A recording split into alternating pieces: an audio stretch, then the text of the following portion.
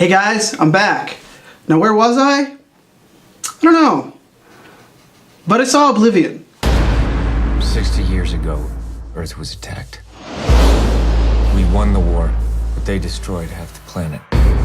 Everyone's been evacuated. Nothing human remains. Our job is security and drone maintenance. We're the mop-up crew. 2 more weeks, Jack, and we can leave and join the others. Doesn't seem right. We won the war. Now we have to leave. Now I'm going to try to really quickly set up this movie as fast as I can, or as adequately as I can in a short span of time. It's in the movie, it's 2077, it's 60 years after an alien race of some kind smashed up the moon and invaded Earth, and humanity responded by basically nuking the planet.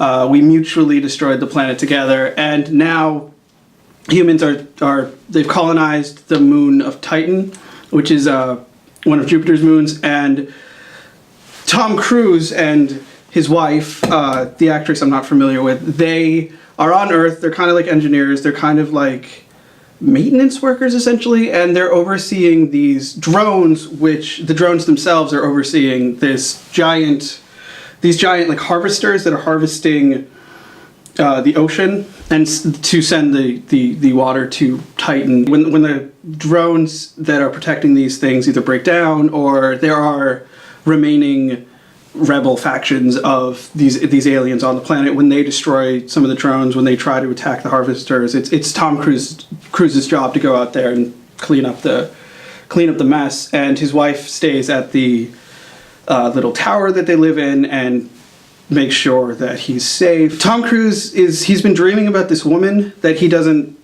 remember, he doesn't know about her, and it's before the war. This dream is taking place, and about like 20 minutes into the movie, a spaceship from God knows where crashes onto Earth, and it turns out that it's full of passengers in this delta sleep, and the only one who survives is the woman that Tom Cruise has been dreaming about.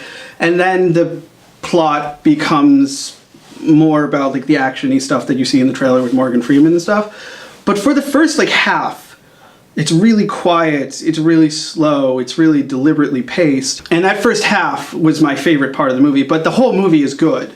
I just want to get that out right now, that this movie is quite good. And really what I like about Oblivion and what I like about science fiction movies like this is you could go, well, it's taking a lot of ideas from Moon, it's taking a lot of ideas from 2001 and like Silent Running and even WALL-E, even Independence Day.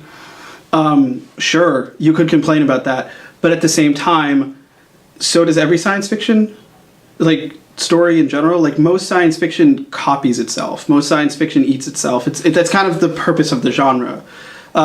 Fantasy, science fiction, horror, those genres, they are very incestuous, they are very self-referential, they circle in on themselves quite a bit. And really Oblivion is one of those, it reminded me a lot of like a late 70s, mid to late 70s to like mid 80s, big, over-the-top, action-adventure science fiction film with just too many ideas for its own good, and they're just throwing you all these ideas, and it's not really about like, does it all make sense? It's not really about like, is it logical? It's not about that. It's just it's about the interesting ideas. It's about the adventure. It's about the journey. And the thing is, like, this is one of those movies. And I mean, I got the Close Encounters poster right here, and I got the Blade Runner poster up there. Like, I love movies like this. Movies that are deliberate. They're kind of evenly paced, and they have this big story with all these different twists and all these different turns and all these different ideas. And I'm not saying that this movie is a big twisty movie. It is, but it never plays up the twist. It never plays up the big plot points. And it does have a good script. I'm not saying it's particularly like a super intelligent script, but it's a well-written, tight script. William Monahan apparently had something to do with it. But the director of this movie is the guy who did Tron Legacy, and I don't like Tron Legacy. Tron Lethargy is what I call it, because it's fucking boring. I don't like Tron Legacy. And this movie has a bit of the same pace, but this movie has more interesting ideas. And this movie is it's just more well executed. And this guy has a really strong visual sense, and this is I wish I was wishing when I saw Tron Legacy, like, this visual style needs to be in a movie that actually has like a story or something going on in it, and this is the movie where he took his style and actually applied it to a story that actually has something going on in it. And it's good, and the score from M83 is really good, and it's a busy movie. It's kind of uneven. The last third is blah. Not blah, but it loses steam in the last third because it becomes the action movie that the trailers were advertising. Plus, also, this kept taking me out of the movie. The guy who plays Jaime Lannister is in this movie as, like, he's second in command to Morgan Freeman, and the entire time he's holding a gun, and it just kept taking me out of the movie. I kept going, oh, it's Jaime Lannister, and he's holding a gun, oh my god. Like, it just kept fucking with me. I would recommend this movie. Really, I definitely would. If you saw Moon, even if you saw Looper, if you liked Looper, if you like any of those science fiction movies that have probably too many fucking ideas for its own good, but it balances them all out in a good way. And it doesn't necessarily have to be the whole package isn't perfect. This is not a perfect movie. If I was to objectively, very critically look at this movie, it's average, but this is something that I really like. These types of movies are movies that I really like, and these types of stories are stories that I really like. And I have no problem with Tom Cruise. I know a lot of people don't like Tom Cruise, but I have no problem with the guy. The M83 score is fucking buyable. Like, no one buys music anymore, but it's worth buying. It's a really good score. As like the Tron Legacy score was kind of like Hans Zimmer by way of Daft Punk. This is kind of like Daft Punk. This fucking soundtrack is M83 doing Daft Punk doing Hans Zimmer. You know, it sounds it's very good.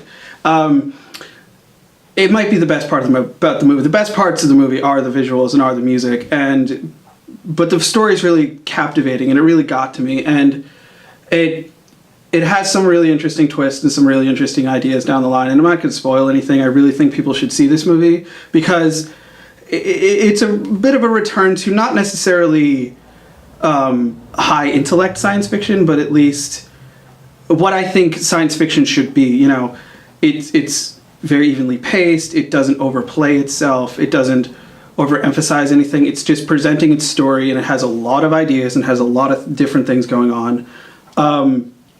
I wish it had a little bit more of like a reflective nature on society as it is, because that's kind of what science fiction is supposed to be doing. But this movie was it was a good, fun, you know, kind of 80s feeling science fiction action adventure movie that would work for a family film if you have like a couple older kids. Like, this would work as a family movie. The last fucking movie I talked about was Oz, which I also said would be a good family movie, but this movie is definitely worth seeing. I would say see it on a matinee though.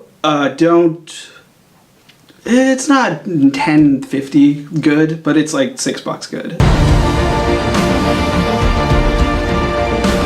I did see Evil Dead, and I will quickly say what I think about Evil Dead. I liked it for what it was, but what it was not that much. What it was is a modern horror movie with a lot of gore. And it was good for what that was, and it was entertaining for what that was, but when you compare it to the weird kind of out-of-control charm of the original, it kind of makes this new movie seem not very... The remake takes itself too seriously, basically. I call bullshit when the director says that they intended to make the original Evil Dead a scary movie, because Sam Raimi has, for his entire fucking career, been saying the opposite of that. They were trying to make Evil Dead as much of a comedy as it was a scary movie. But the Evil Dead remake, if you want to see it for reference, you could see it. It's fine. It really is fine. That was my thoughts on that. At least I saw it, and at least I didn't hate it.